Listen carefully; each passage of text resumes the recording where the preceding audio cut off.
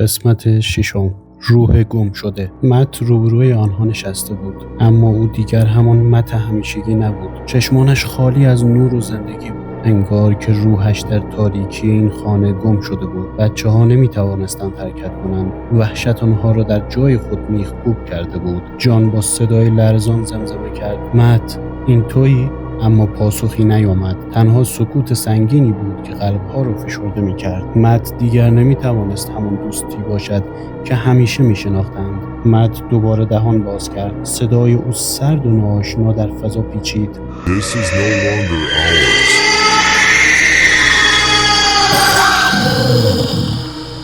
اینجا دیگه مال ما نیست. جمله‌ای که انگار از اعماق تاریکی و از جایی فراتر از این دنیا بیرون می آمد. سارا به عقب برگشت. اشک در چشمانش حلقه زده بود. با صدایی که بیشتر به زمزمه شبیه بود گفت: این دیگه مت نیست. ما باید از اینجا فرار کنیم. اون میدونست که چیزی تاریکتر و وحشتناکتر از آنچه که تصور میکردند مت را تسخیر کرده است. اما نمیخواست اینطوری تموم شه. اون نمیتونست مت رو به حال خودش رها کنه. چیزی در اعماق وجودش به اون میگفت که هنوز شانسی برای نجات مت وجود داره. مت به آرومی از زمین بلند شد. صدایی سنگین و ناشناخته از دیوارها و زمین بلند شد. سایه‌ها به سرعت در اطرافش جمع شدند، انگار شیاطینی وحشتناک بودند.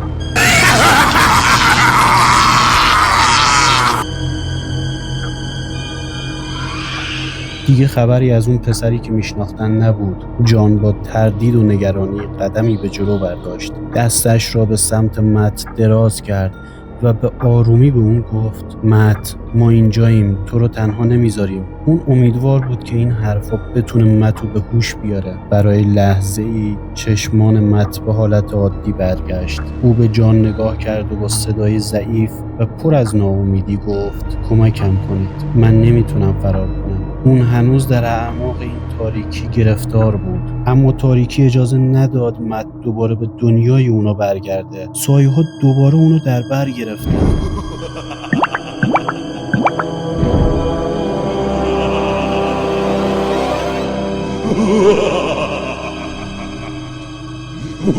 و چشمانش دوباره خالی و سرد شد.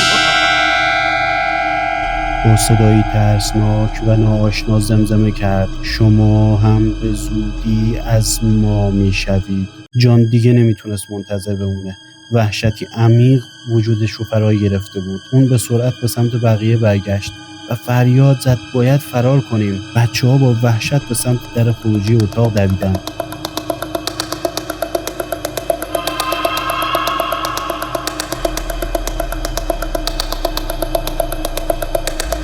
اما در با صدای بلندی بسته شد.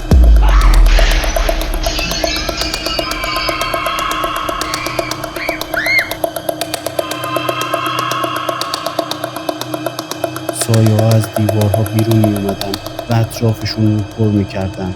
دیگه راه فراری وجود نداشت. سارا با وحشت به در بسته کوبید. او با صدای بلند فریاد می زد: بازش کنیم. اما پاسخی نمی اومد. دیوارهای اتاق به نظر زنده بودند و صدای نفسهای سنگینشان در فضا پیچیده بود. اما با عصبانیت به دیوارهای زنده خیره شد. صدای خشمگینش در فضا پیچید: چرا نمیذارن بریم؟ از ما چی میخوان؟ اما خونه هیچ جوابی به او نداد. صداهای سنگین و ترسناک هر لحظه بیشتر میشدند. مت با آرومی به سمت اونا قدم برداشت. سایه‌ها دور او میرقصیدند و صدای ناآشنای او فضا رو پر کرد: این پایان ما نیست، این فقط شروعه. چیزی بسیار تاریکتر از آنچه که تصور میکردند اونا رو در بر گرفته بود.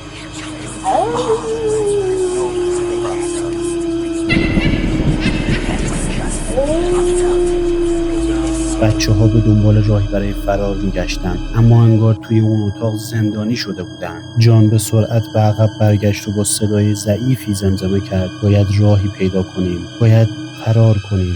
اون میدونست که موندن توی اون اتاق پایانشونه. سارا که به دیوارا خیره شده بود و دنبال راهی برای فرار می‌گشت، ناگهان متوجه شد که یکی از دیوارا شروع به ترک خوردن کرده.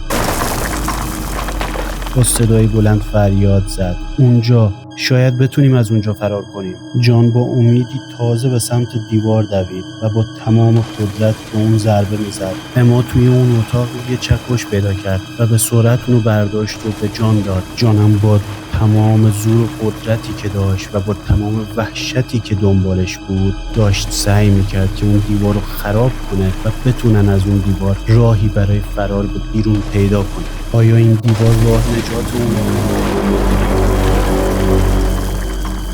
یا این خونه اسرارآمیز و ترسناک چیز دیگه‌ای توی سرش داشت؟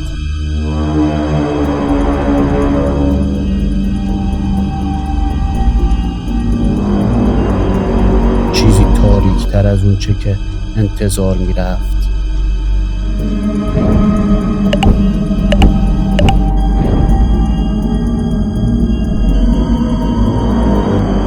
توی قسمت بعد می‌بینم.